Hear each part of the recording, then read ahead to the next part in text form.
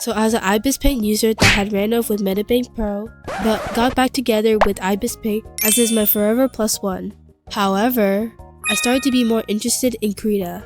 So I'll be trying out Krita for the first time and let's see my thoughts of its pros and cons, along with my opinion of it being beginner friendly or not.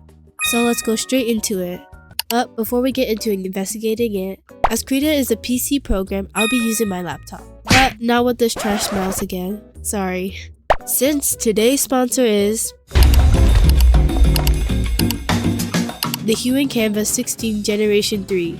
This versatile and artist-friendly drawing tablet is designed to elevate your creative workflow with thoughtful features of cutting-edge technology. It provides a seamless drawing experience for beginners and professionals alike. Some key features are full customization. Both tablet and pen offers fully customization buttons, allowing to use shortcuts to the specific program. It also has advanced Pen Tech 4.0. The comfortable stylus feature Pen Tech 4.0 technology and minimize retraction distance, ensure precision and a natural feel with every stroke.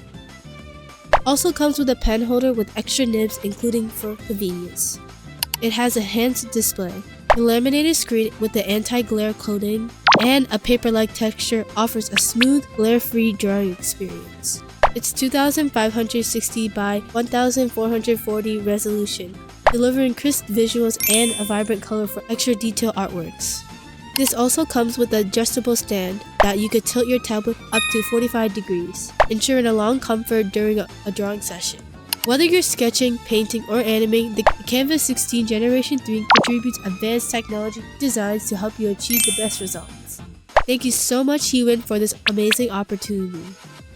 So I opened Krita, and so far the layout is very nice. It has all the essential tools on the left side and the color wheel, with layers and brushes below.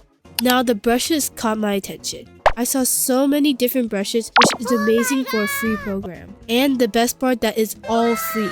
So far I didn't see any paid subscription or any sort.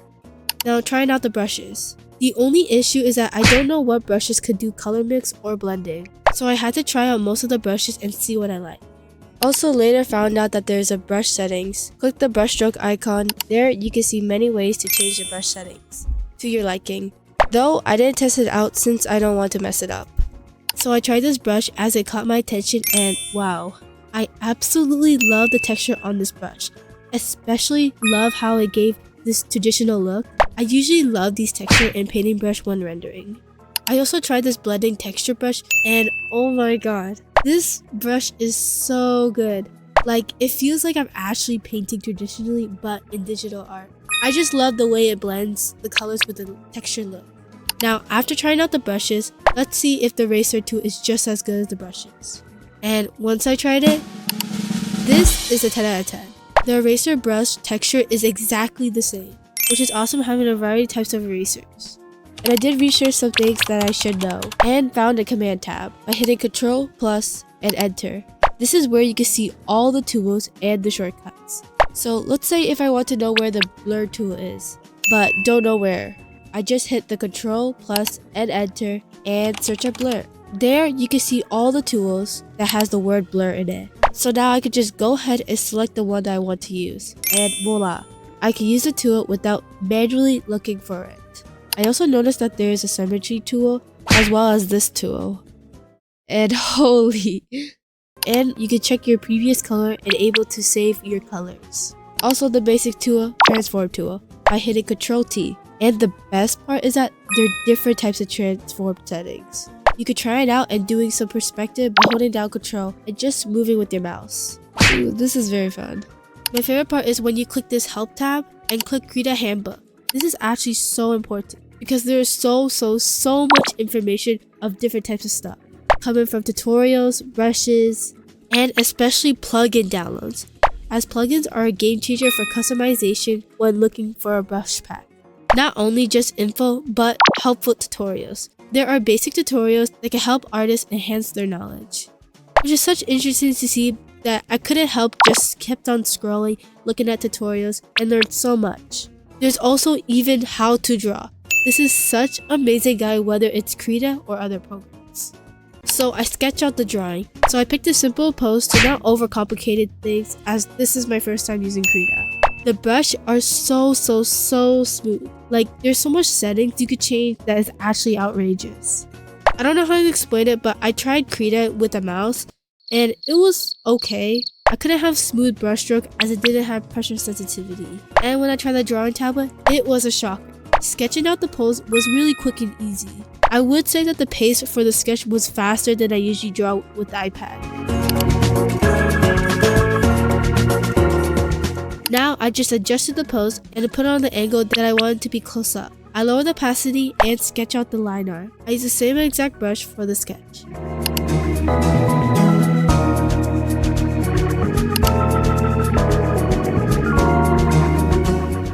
As the face was slanted, I had to use a liquify tool and found out there's this brush called Move, ironically.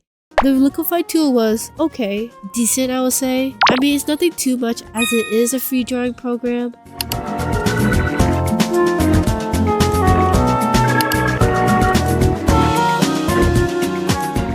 I want to fill out the most of the space by adding these red spider lilies. You might have seen it as anime as the death flower. No meaning behind why I chose this flower, but because since Ray, the character I'm drawing, has red eyes. The first thing came up was this flower, therefore I thought it would be a perfect touch-up to make her eyes stand out more. Now it's time to do base color. Since I only know one method how to place the base, I just went with that by using the lasso tool, then just coloring it in. Is there some sort of easier way? Let me know because I really want to use this program again.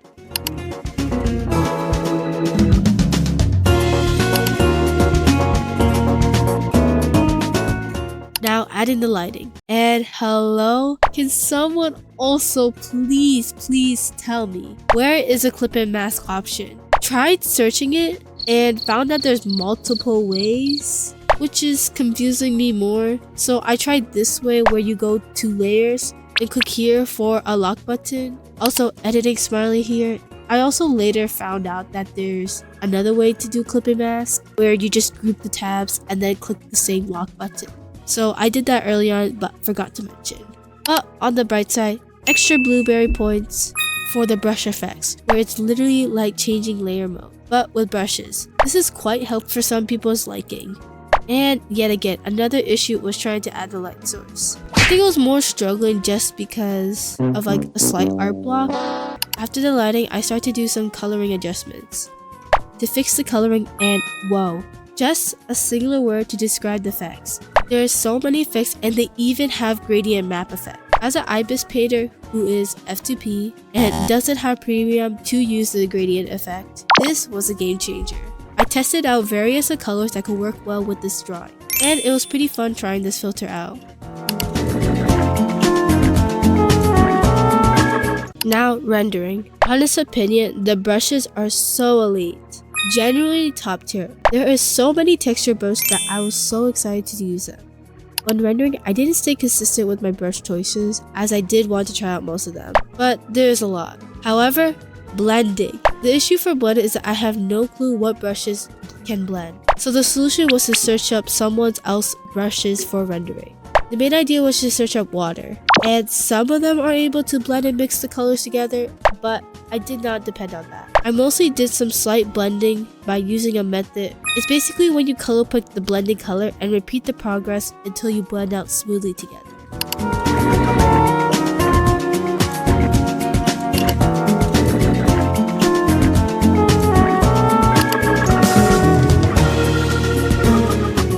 Hey, I noticed you reached halfway.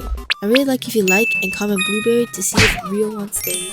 While you're here, have this blueberry as a treat for making this far.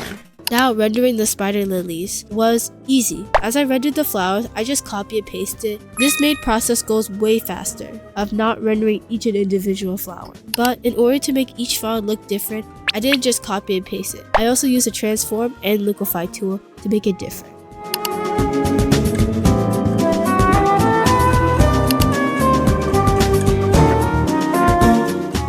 Now I go around and add random details and adjustments. This rendering process did took longer than usual, as I draw on IbisPaint and got the hang of it, but then switching with a different art program is a whole different story. It feels like a baby lost in the forest, not knowing where everything is. But that's part of the learning experience. is that Krita has so much stuff that I just couldn't look into all of them.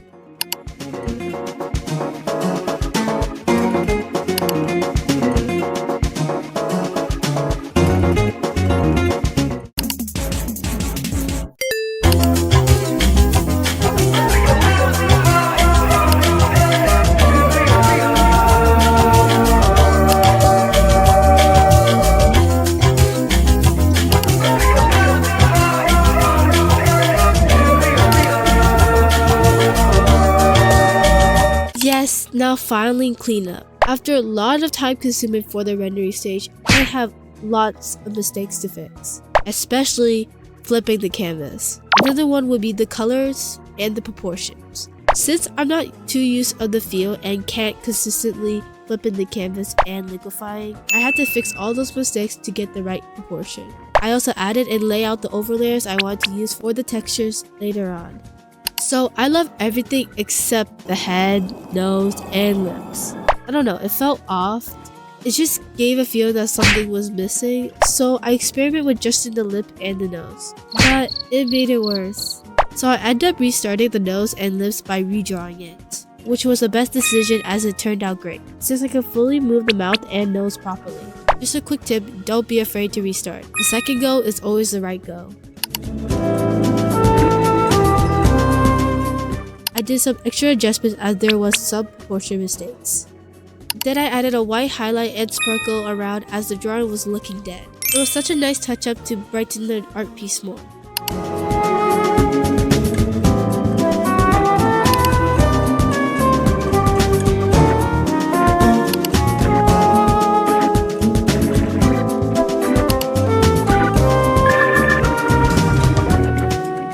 In the coloring effects, which was a game changer as I spent way too much time adjusting and trying out different coloring styles and debating which looks best. This was hitting my perfectionist moment as I wanted to perfect the colors.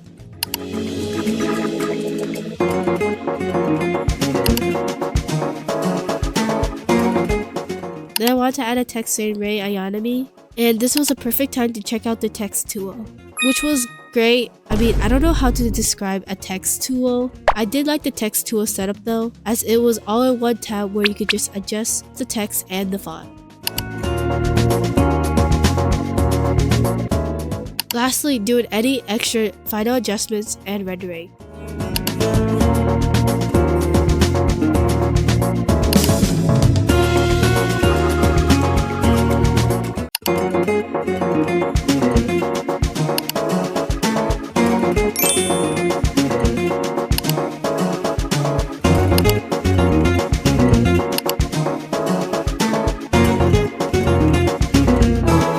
Now, after looking into Krita, let me start off with the pros and cons for this Huion drawing tablet and Krita. Pros: full customization buttons. The side scroll buttons was easy to use, including 3 buttons on the pen. Speaking of the pen, it was very comfortable and has a PenTech 4.0 technology and a pen holder that comes with extra tips. The pen has minimized retraction distance, which means that depth of the pen nib moves inwards when transitioning from minimum to maximized pressure. This had been refined, effectively eliminating nib wobble for a smooth drawing experience. The tablet has a laminated screen with an anti-glare effect and a paper-like texture. This really helped me get the best results for a smooth workflow. It also has a stand that you can adjust the angle to your preference up to 45 degrees. As they're great pros, there are still some cons. Not a standalone device. It requires a connection to a computer or compatible device to function, unlike standalone tablets like iPad Pro. Limited portability. Its size and reliance on cable made it less convenient for the on-the-go use, compared to smaller tablets or standalone devices. Final thought on the tablet: this tablet is a great experience for beginner and intermediate artists. As professional, it may not be ideal due to limitation in portability, resolution, and software capability. But this set does come with a drawing tablet, stand, pen, glove, and etc., which is a great start for artists that wants to start using drawing tablet. This tablet is suitable for setup, dedication, and a comfortable workspace, providing a spacious drawing experience for a long drawing session. Now the moment you're waiting for, the pros and cons for Krita. 1. It's free and open source. Krita is completely free, making it accessible to everyone. The It's an open source, which means that it's frequent updates and contributing to the community. Another one is powerful features for digital art. Krita offers advanced tools like brush customization, layers management, animation support, and a wide variety of filters, which is perfect for beginner and professionals. It's a great interface and workflow. The interface is customizable, intuitive, and artist-friendly, designed specifically for digital painting and illustration, with minimal distraction.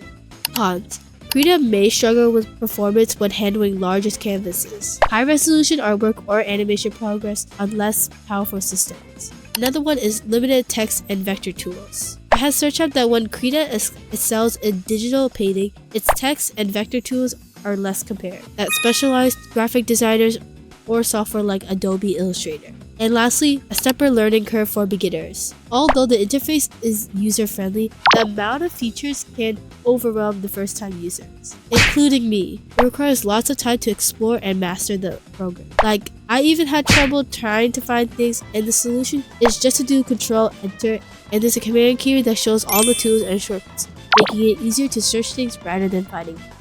Also, sorry if the audio sounds a bit off because I am sick for the past week. So as this was a learning experience, I hope that you find this video helpful or fun to look at. And until next time, goobers, bye!